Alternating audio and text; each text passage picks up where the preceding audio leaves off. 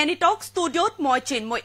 এই মুহূৰ্তত লৈ আহিছো আপোনালোকলৈ এটা ডাঙৰ খবৰ মইৰাবাৰীত সাংবাদিকক আক্ৰমণ সুকা অস্ত্ৰৰে আক্ৰমণ কৰে সাংবাদিকজনক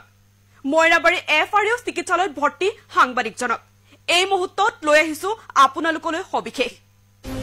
জনাই আছো যে মইৰাবাৰীত সাংবাদিকক আক্ৰমণ সুকা অস্ত্ৰৰে প্ৰহাৰ সাংবাদিকজনক মইৰাবাৰীত সাংবাদিকক প্ৰহাৰ সুকা অস্ত্ৰৰে প্ৰহাৰ সাংবাদিকজনক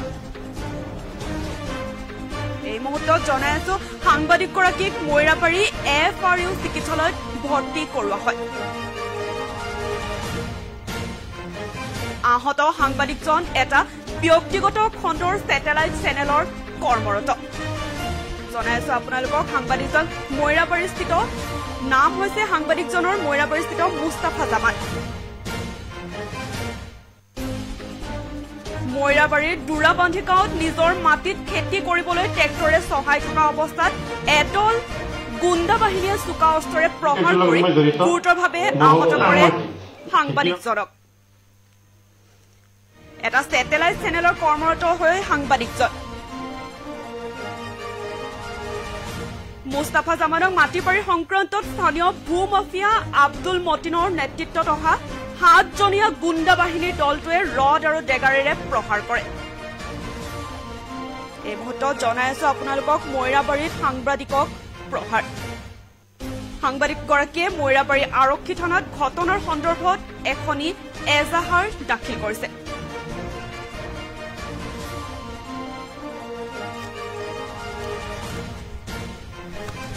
মাটি আছে এই মাটিখিনি তেওঁলোকৰ তাতে বিক্ৰী কৰিব লাগে এই কাৰ্যৰ লগত মই জড়িত মই খেতিয়ক মোৰ দেউতাক এই কাৰ্যৰ লগত জড়িত আৰু ৰাতিপুৱা মই পথাৰত গৈছিলোঁ হাল মাৰিবৰ কাৰণে তেওঁলোকে এইখিনি কৰিলে মানে এই পৰিয়ালটোত মানে আৰু বহুকেইজন মানে জেলত আছে আগতে তেওঁলোকে মাৰ্ডাৰ কৰিছে সেই বৈ বাবুকে যি দেখুৱাই আছে আমাৰ মাটিখিনি তেওঁলোকক তাতে বিক্ৰী কৰি দিব লাগে বিক্ৰী কৰি দিলে মাৰি পেলাব মাটিত যাব নিদিব সেইবিলাক তেওঁলোকে আগতে কৈ আছিলে কিন্তু আজি যেতিয়া পথাৰত গৈছো অকলে পাই সেইখিনি আঘাত কৰিলে পূৰ্বৰ কিবা আখেজ আছিলে পূৰ্বৰ তেনেকুৱা একো আখেজ নাই মানে তেওঁলোকৰ মানে এটা হেৰি মানে আমাৰ মাটিখিনি তেওঁলোকৰ তাতে বিক্ৰী কৰিব লাগে তাতে আমাৰ 3.5 বিঘা মাটি আছে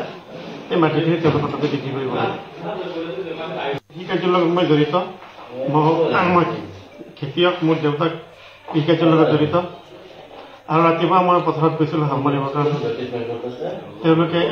এইখিনি কৰিলে মানে এই পৰিয়ালটোত মানে আৰু বহুকেইজন মানে জেলত আছে আগতে তেওঁলোকে মাৰ্ডাৰ কৰিছে সেই বৈ বাবুকে যি দেখুৱাই আছে আমাৰ মাটিখিনি তেওঁলোকক তাতে বিক্ৰী কৰি দিব লাগে বিক্ৰী কৰি দিলে মাৰি পেলাব মাটিত যাব নিদিব সেইবিলাক তেওঁলোকে আগতে কৈ আছিলে